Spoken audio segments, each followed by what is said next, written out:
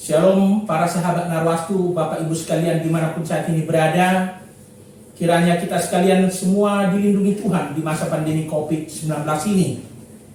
Saat ini saya bersama seorang tokoh Pancasilais, juga seorang jenderal purnawirawan. Dulu pernah beliau menjadi pejabat di kantor Kementerian Polhukam, juga pernah menjadi sekretaris pribadi Menko Polhukam waktu di zaman Pak SBY dulu, dan beliau juga seorang Ketua Umum Asosiasi Pendeta Indonesia (API). Demikian juga beliau aktif dulu di organisasi kemasyarakatan, termasuk di kantor Kementerian Polhukam pernah menjabat sebagai Deputi 7, Asisten Deputi 7 Menko Polhukam RI.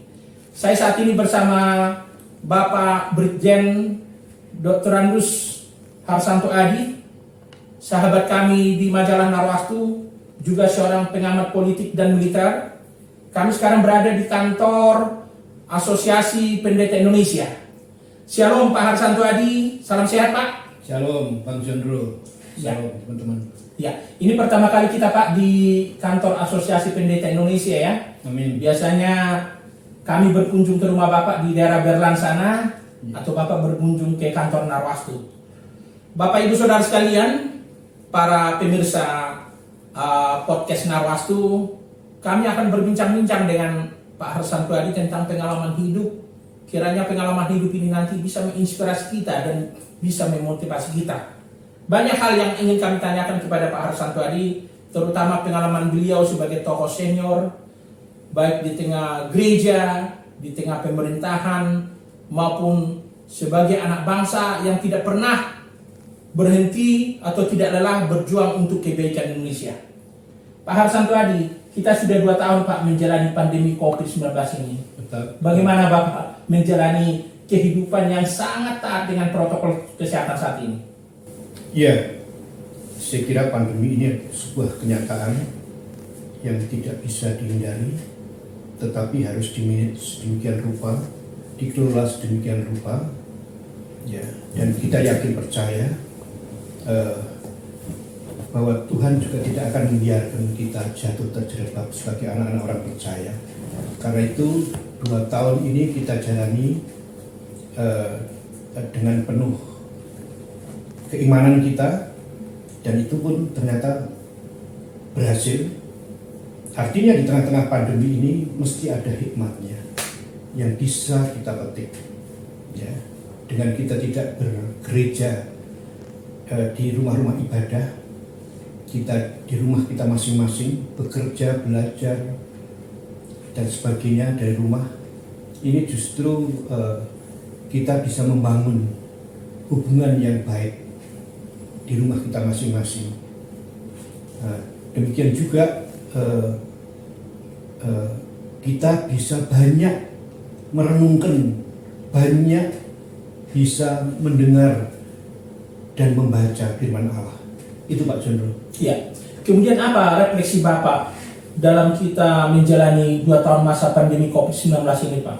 Ibadah pun sangat dibatasi, kita bertemu pun selalu harus mengikuti protokol kesehatan, selalu pakai masker, selalu harus cuci tangan atau pakai hand sanitizer gitu. Apa yang Bapak refleksi di sini? Itu tadi Pak. Jadi mesti ada sesuatu yang bisa kita petik, ya. Tadi hubungan dengan keluarga, demikian juga hubungan sosial, ya. Gereja ini 2 tahun tetap sampai hari ini masih memberikan bantuan, baik itu diakonia maupun bantuan sosial berupa sembako untuk jemaat ini, ya kalau perlu kita antar sampai ke rumah masing-masing, ya, dalam rangka membantu kehidupan mereka, sehingga dengan demikian pun walaupun kami tidak turun tidak bertemu secara tatap muka, tetapi kami bisa bertemu mereka di rumah masing-masing. Ini yang kita alami Pak. Jadi rasanya tetap hubungan sosial juga bisa kita bangun, ya, dengan kita ini di gereja ini juga ada task force yang khusus mengurusi masalah-masalah dampak pandemi ini, ya, khusus dipimpin oleh seseorang, sama dengan task force yang dipimpin negara khusus pandemi ini. Ya, sehingga memang tidak bisa efektif efisien yang sebelumnya, tetapi kita masih bisa berbuat banyak. Dan satu hal, modal sosial inilah yang nanti harus kita teruskan setelah kita masuk ke new normal. Begitu Pak ya. Bapak Ibu Saudara sekalian, perlu kita ketahui juga Pak Harsanto Adi ini juga mantan Ketua Umum Sinode Gereja Gerakan Pentakosta Pak ya. Betul. Dan saat ini kami sekarang berada di Gereja Jakarta Pusat. Ya. Di Jakarta Pusat. Jalan Keramat Soka. Pak Harsanto Adi, mungkin Bapak bisa cerita, Bapak dikenal seorang Jenderal Purnawirawan, pengamat politik dan militer yang cukup disegani, tapi juga seorang pendeta. Bapak bisa cerita bagaimana ceritanya Bapak seorang pendeta? Iya, Bang John dulu bahwa ya tidak ada waktu itu cita-cita jadi pendeta, tidak ada. Karena apa? Karena saya pun kenal atau menjadi orang Kristen itu kan dari tahun 1, ya, sehingga tidak ada mimpi mulai kecil, tidak ada. Tapi ya Tuhan memilih dan memanggil saya. Karena itu saya juga tidak boleh setengah-setengah. Ya, setelah saya memilih untuk menjadi orang Kristen pada pangkat letnan 1, saya mengajukan surat permohonan ke Kasat, dan setahun kemudian turun, dan akhirnya saya tidak boleh setengah-setengah tadi. Saya belajar lagi sekolah teologi selama 5 tahun untuk mendapatkan master. Nah, itu pun juga bukan cita-cita saya jadi pendeta, tapi kemudian gereja memanggil, ya. Jadi itu bukan hanya Tuhan Yesus yang memilih dan memanggil, tapi gereja memanggil. Ya, yang dulunya pada waktu pangkat letnan kapten saya hanya sebagai anggota majelis biasa di gereja ini, Jumat ini. Nah, tapi kemudian saya diminta untuk menjadi pendeta pembantu, kemudian pendeta muda, dan akhirnya jadi pendeta penuh. Dengan demikian proses itu semua saya jalani, dan ya kalau sudah Tuhan memang memanggil saya, ya tidak ada kata-kata lain. Yes sir, iya Tuhan, itu aja. Begitu Pak ya. Kemudian bagaimana Pak Bapak menjalani sebagai Jenderal Purnawirawan dengan jabatan sebagai seorang hamba Tuhan atau pendeta? Ya, saya kira tidak ada masalah. Semua dua-duanya melayani. Kalau kemarin saya melayani untuk bangsa dan negara, di mana saya tidak milih-milih, saya untuk membela siapa-siapa, semua saya bela, ya, karena kontrak saya kan untuk negara dan bangsa ini, tidak melihat suku apa, agama apa, ras apa, semua adalah bangsa Indonesia. Dan sekarang mungkin bedanya hanya sekarang saya melayani dari segi rohani. Ya, kalau kemarin kan jasmani, artinya kalaupun saya harus gugur, harus di dalam penugasan, saya pun juga ikhlas. Ya. Nah, sekarang saya melayani, kemarin jiwa dan raga, ya, sekarang saya melayani umat ini melalui membina mental spiritual mereka. Begitu Pak ya. Kemudian Pak Harsanto Adi begini, dulu waktu Bapak masih menjabat dulu sebagai asisten Deputi 7 Menko Polhukam, Bapak sangat semangat menggaungkan Indonesia yang damai, Indonesia yang rukun, termasuk pers pun Bapak rangkul untuk menyuarakan kedamaian untuk Indonesia ini. Dan sampai sekarang Bapak juga masih menyuarakan itu. Sebenarnya apa kegelisahan Bapak tentang bangsa ini? Ya, jadi kita sekitar 70 tahun lebih kita merdeka, ya. Ini kalau kita hitung itu, tetapi sampai hari ini masih ada kelompok-kelompok tertentu yang tidak menginginkan kedamaian dan Indonesia yang bersatu, ya. Yaitu bisa kita sebut misalnya kelompok intoleran. Intoleran itu artinya dia tidak toleransi terhadap yang lain. padahal itu sungguh-sungguh akan bertentangan dengan nilai-nilai persatuan, kesatuan itu, apalagi nilai kedamaian ya, karena mereka pengen hidup sendiri, pengen benar sendiri. Nah inilah, karena itu melalui baik kegiatan gereja maupun kegiatan Asosiasi Pendeta Indonesia, saya terus menyuarakan kebenaran, membangun perjumpaan lintas agama, lintas budaya, lintas ras dan sebagainya. Itu Pak Jono. Begitu Pak ya. Kemudian gini Pak Harsanto, Bapak juga selama ini sangat aktif mengikuti perkembangan politik dan sosial politik militer ya. Kita akan menjelang pemilu 2024. Sementara kita masih bertanya-tanya kapan pandemi COVID-19 ini menjadi endemi. Ya. Kalau Bapak ikuti perjalanan bangsa kita ini di masa Pak Jokowi bagaimana Pak? Ya, saya kira saya mohon maaf, saya tegaskan, Pak Jokowi itu pilihan Tuhan. Ya, ini luar biasa beliau ini. Beliau ini bukan jenderal, tapi cara berpikirnya jenderal. Beliau berani mengambil keputusan-keputusan yang penting. Ya, seperti contohnya membubarkan HTI, FPI dan sebagainya. Ya, sikapnya jelas. Di dunia internasional, beliau juga jelas tidak mau menjual hanya bahan mentah, tetapi bahan jadi dan setengah jadi. Ini sikap yang saya kira luar biasa ya. Ya. Jujur, sederhana, ya. Dan karyanya kita bisa melihat di bawah kepemimpinan beliau ini, ya. Bagaimana sekarang kenyamanan kita di bandara, di pelabuhan, di stasiun kereta api, pembangunan irigasi, jalan dan sebagainya, infrastruktur yang dibangun, ini luar biasa ini. Ya.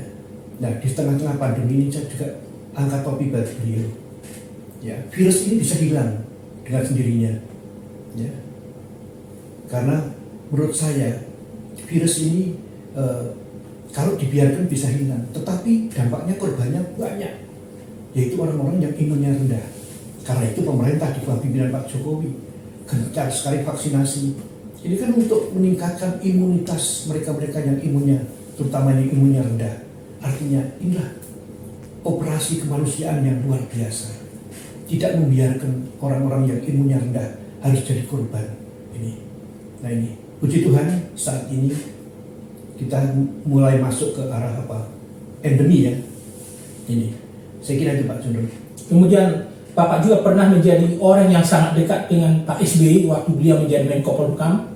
Bapak waktu itu sebagai sekretaris pribadi ya. Mungkin Bapak bisa cerita juga kok bisa dapat jabatan sangat bergengsi seperti itu Pak ya. Tidak gampang dekatan dengan orang-orang penting seperti beliau. Iya, pada waktu itu selesai sekolah staf komando, saya squad, itu saya ditarik ke Cilangkap, di Sospol Cilangkap. Dan di sana pimpinan saya adalah Pak SBY sebagai Kasospol. Dan saya juga tim amanat Panglima juga. Ya, satu tim yang harus menyiapkan amanat Panglima, amanat Kasospol dan sebagainya. Disitulah perjumpaan saya dengan beliau itu, sehingga ketika beliau ditarik menjadi Menko Polhukam ya waktu itu, beliau nelpon saya, dan tolong bantu saya, siap. Jadi beliau tidak salah bulan Agustus ya, saya dipanggil bulan Desember itu. Jadi tidak ada perpisahan di Cilangkap, saya belum pernah. Saya tidak dapat biasanya kan dapat souvenir dalam bentuk plaket dan sebagainya. Karena langsung diburu-buru saya ditarik ke Merdeka Barat, ya. Sampai pensiun saya di sana. Itu, ya itulah pengalaman. Jadi menurut saya merasa bersyukur bahwa saya melayani orang-orang penting. Karena saya bukan apa-apa, saya bukan siapa-siapa, saya bukan pelaku sejarah, tetapi saya menjadi saksi sejarah. Karena pada waktu itu banyak peristiwa penting seperti reformasi dan sebagainya. Itu Pak Jono. Itu Pak ya. Bagaimana komunikasi Pak Harsanto Adi sekarang dengan Pak SBY? Ya, yang terakhir memang saya diundang waktu pernikahan putra-putranya ya. Setelah itu memang saya memang bukan tipe orang yang ya. Karena beliau sudah punya kesibukan di partai ya saya silakan, saya tidak mau ganggu. Itu Pak ya. Ya. Ya. Kemudian ini Pak Harsanto, Bapak dikenal seorang figur yang disegani, seorang jenderal Purnawirawan bintang 1 Pak ya. Kami dengar juga Bapak ikut menggagas Badan Nasional Penanggulangan Terorisme Pak ya, waktu Bapak dulu Menko Polhukam. Ya, karena saya anggota 5 tahun saya di KPT, Des Koordinasi Penanggulangan Terorisme. Dan lembaga inilah yang embrio daripada BNPT, sehingga mau tidak mau kami yang di KPT waktu itu yang membidani BNPT ini, mulai menyusun anggaran dasarnya, anggaran rumah tangganya dan sebagainya, organisasinya bagaimana, dan akhirnya kan BNPT pimpinan pertama adalah pimpinan kami di KPT, yaitu Irjen Pol siapa ya? Saya lupa ya, Irjen Pol yang pertama kali ya, Putra Bugis ini. Itulah yang mimpin BNPT akhirnya. Itu dulu pimpinan kami selama 5 tahun di KPT. Gitu Pak ya. Kemudian Pak Harsanto ada begini. Apa Bapak tidak tertarik ikut di partai politik? Ya, mungkin keinginan ada, tetapi kan saya sudah pada posisi sekarang, beberapa jabatan yang saya pegang, ini jabatan yang mengharuskan saya untuk tidak berpolitik praktis.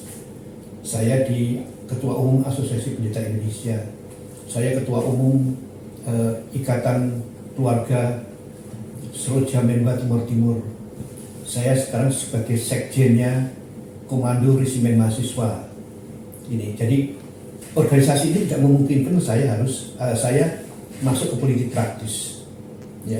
Karena itu parpol ini bagi saya adalah rekan sekerja, mitra kerja ini kami. Itu Pak ya. Ya. Pak Harsanto Adi, pada 19 Maret 2022 yang lalu Bapak diundang berkhotbah di acara PDKB. Ya. Bagaimana ceritanya Pak Bapak diundang sana? Iya, Partai Damai Kasih Bangsa. Ya, saya dihubungi salah satu pengurus di sana. Ya, ya dulunya saya sampaikan pada beliaunya ini, apa tidak ada yang lain itu. Nah, bayangan saya waktu itu hanya syukuran biasa, mungkin ada 10-20 orang ngariung, kumpul, lesehan begitu. Ya saya kaget begitu saya masuk dan akhirnya yang datang ini para tokoh-tokoh yang turun gunung, baik tokoh-tokoh parpol Kristen pada waktu yang lalu, tokoh-tokoh perguruan tinggi, tokoh-tokoh pers dan sebagainya, termasuk Pak Jonro ini. Saya itu sangat kaget waktu itu, terus terang aja. Ya, tetapi karena saya diminta khotbah, ya Ketua Umum Asosiasi Pendeta kok tidak mau khotbah, itu kan kebangetan waktu itu. Ya saya pikir, dan ini kesempatan yang baik bagi saya berpikir saya bisa menyampaikan kepada teman-teman yang ada di politik praktis untuk tetap tidak tergoyahkan sebagai garam dan terang dunia, dan juga tidak larut di dalam perpolitikan yang hari ini yang penuh dengan ya maaf dalam tanda petik money politik dan sebagainya, ketidakjujuran dan sebagainya. Itu Pak Cenderung. Gitu Pak ya. Kemudian gini Pak Harsanto Adi, dalam buku tokoh politik yang sangat legendaris, Sabang Sirait pernah mengatakan politik itu suci. Yeah. Jadi kalau kita ingin membangun bangsa ini tentu harus orang-orang baik, bukan orang jahat yang masuk politik. Yeah. Nah, kita kaitkan dengan ajaran Kristiani. Apa yang Bapak mau sampaikan tentang ini? Iya, saya kira tadi kita jangan larut pada dunia ya. Dunia yang sekarang sudah mencemari orang-orang yang ada di parpol. Ya, misalnya betapa mahalnya mahar politik itu. Ya, terus kemudian istilahnya ketika dia duduk di Senayan itu 4M misalnya, 4D ya, duduk diam dapat duit itu misalnya gitu. Ya itulah harus dijauhkan ya. Saya sendiri dibesarkan di dalam keluarga yang berpolitik praktis. Ya, saya dibesarkan rumah saya itu kantor PNI, Partai Nasional Indonesia, Karjan Madiun. Sehingga saya paham benar, ya, bapak saya itu sampai membuat rumah kamar tamu itu besar. Untuk apa? Menampung rakyat. Jadi yang datang ke rumah saya itu yang mulai sendal jepit sampai sepatu, atau tidak pakai sepatu pun hadir di rumah saya. Nah, karena itu saya sampaikan pada waktu itu pada Ibu Tirika Senda, itu ya kalau mendirikan partai ya tidak bisa Bu, dalam benteng tertutup begini. Kita harus siap menerima siapa saja. Itulah partai, ya. Karena konstituen kita kan rakyat itu kan dari berbagai strata. Itu Pak Jondro. Itu Pak ya. Yang terakhir Pak, apa harapan Bapak kepada umat Kristiani dalam menjalani masa-masa sulit, apalagi di masa pandemi, ekonomi juga kita lihat masih sulit. Minyak goreng pun masih kadang-kadang ada yang bermain sehingga minyak goreng pun sempat hilang dari pasar. Iya. Ya, saya pikir semua sudah digambarkan dalam Alkitab. Ya. Kita harus bersyukur. Bersyukur bukan hanya dulu, saat ini dan yang akan datang. Karena semua sudah tergambarkan semua dalam Alkitab. Ya. Kalau terjadi korslet itu biasanya jangan salahkan siapa-siapa, tapi coba introspeksi diri sendiri. Ya. Sama dengan dalam kehidupan berbangsa dan bernegara. Jadi cobalah dengan cerdas kita melihat di tengah-tengah ancaman, tantangan, hambatan dan gangguan itu mesti ada peluang. Dan inilah peluang ini yang kadang-kadang tidak dilihat. Ya contoh, ya kalau tidak bisa berjualan secara secara seperti masa lalu toko dibuka, sekarang bisa lewat online dan sebagainya. Ya. Jadi di tengah-tengah kesulitan itu ada kemudahan. Sebenarnya kemudahan-kemudahan yang didapat. Nah inilah, jadi karena kita berpikirnya negatif terus, yang kita lihat adalah sisi gelapnya terus, tapi sisi terangnya tidak kelihatan ini. Ya. Yang nyatanya Pak Jondro dan saya sampai hari ini masih bisa eksis. Ini kan sebenarnya ini kan hasil perjuangan kita, pergumulan kita, ya. Karena kita mampu menghadapi ancaman, tantangan, hambatan dan gangguan, kita bisa memanfaatkan peluang. Saya kira itu Pak. Itu Pak ya. Bapak Ibu Saudara sekalian, sahabat Narwastu, itulah perbincangan kami dengan Bapak Brigjen Purnawirawan Harsanto Adi di kantor Asosiasi Pendeta Indonesia API pada hari ini. Kiranya kita bisa mendapat manfaat dari perbincangan kami. Terima kasih Pak Harsanto Adi. Kiranya Bapak selalu sehat bersama keluarga. Kami juga menyampaikan kepada para sahabat Narwastu, kiranya selalu sehat, kita semua bisa mengikuti protokol kesehatan, dan bersama keluarga kita senantiasa dilindungi Tuhan yang Maha Rahman. Salam kasih Narwastu, Tuhan memberkati kita. Amin.